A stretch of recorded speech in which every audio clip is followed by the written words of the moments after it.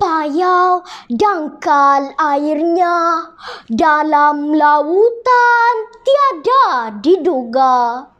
Kasih ibu kekal selamanya, rela berkorban jiwa dan raga. Assalamualaikum warahmatullahi wabarakatuh dan salam sejahtera. Hai kawan-kawan masih ada ibu tak? Ibulah yang telah melahirkan dan menjaga kita sehingga dewasa. Tanpa ibu, kita bukan siapa-siapa. Baiklah kawan-kawan, saya ingin menyampaikan sebuah cerita tentang seorang ibu yang bertajuk Ibu Buta Mata Satu. Ibuku buta sebelah mata. Aku benci melihat ibuku. Dia amat memalukanku. Itulah keluhan hati Hadif setiap kali melihat wajah ibunya yang cacat sebelah mata. Ketika itu, Hadif baru berusia 6 tahun. Dia telah kehilangan seorang ayah yang meninggal dunia kerana terlibat dalam satu kemalangan. Hadif terpaksa hidup dalam serba kekurangan bersama ibunya yang bekerja sebagai tukang cuci pinggan di sebuah sekolah. Kehidupan mereka laksana berendam sesaya air, berpaut sejengkal tali. Hadif kini telah berusia 17 tahun. Pandangannya terhadap ibu yang cacat itu tetap tidak berubah, meskipun dia tahu berdosa besar kerana memandang hina terhadap ibu yang telah melahir dan membesarkannya. Namun, dia tidak dapat menolak kata hatinya yang begitu benci untuk menatap wajah ibunya.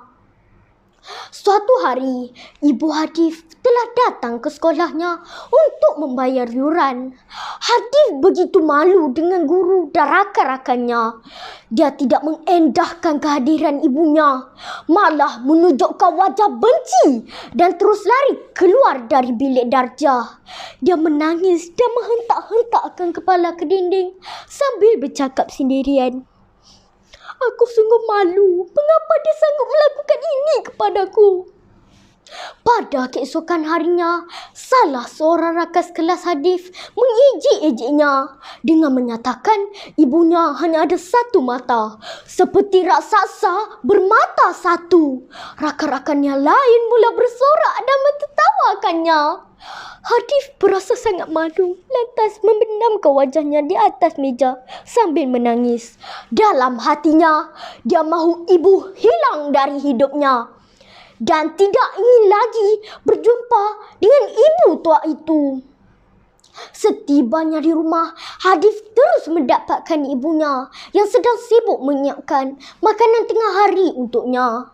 Tanpa rasa belas kasihan dan tanpa rasa bersalah, Hadif terus menghardik ibunya. Jika engkau mahu menjadikan aku bahan ketawa, alangkah baiknya kalau kau mati saja. Ibunya berdiam diri saja. Hanya air jernih mengalir membasahi pipi tuanya. Sedangkan Hadif pula tidak sejenak pun berhenti dan berfikir akan apa yang telah dia katakan. Malah langsung tidak memperduli akan perasaan seorang ibu.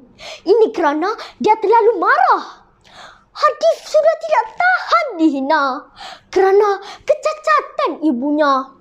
Dia mahu segera keluar daripada rumah itu. Dia belajar bersungguh-sungguh dan memperoleh kejayaan cemerlang hingga dapat melanjutkan pelajaran ke Singapura. Setelah tamat belajar, Hadif ditawarkan pekerjaan di kota Singa itu. Kemudian dia telah berkahwin, membeli sebuah rumah dan memiliki seorang anak. Hadif amat gembira dengan kehidupannya. Suatu hari, Ibu Hadif telah datang menziarahinya. Ketika pintu dibuka, Hadif amat terkejut melihat wajah yang amat dibencinya. Anaknya menjerit ketakutan dan menangis kuat hati.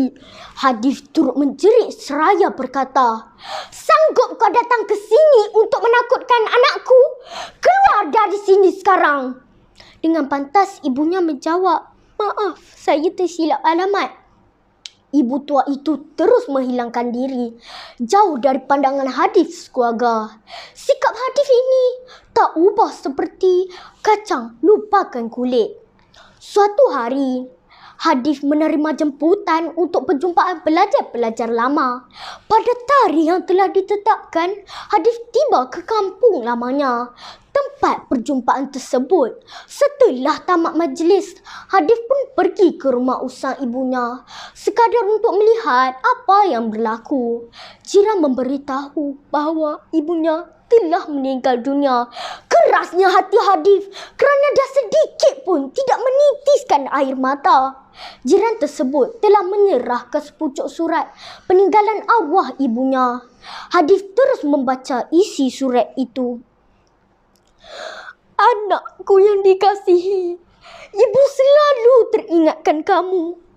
Ibu minta maaf kerana datang ke Singapura dan telah menakutkan anakmu.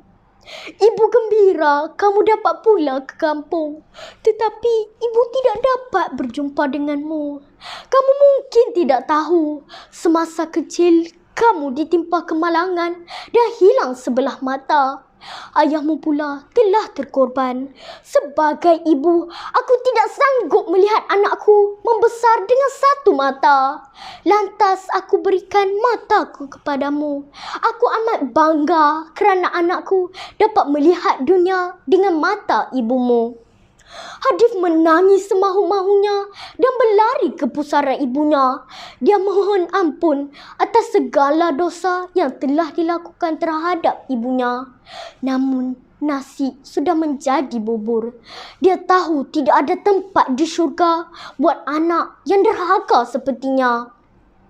Kawan-kawan, jadikanlah kisah ini sebagai pengajaran buat kita semua. Siapapun ibu kita, sebagai anak, kita mesti mengasihi dan hormat kepadanya.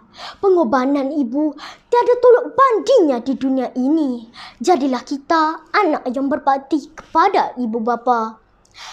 Tiada bahagia jika tiada doa, puja restu. Syurga itu di telapak kaki ibu. Sekian, wassalamualaikum warahmatullahi wabarakatuh.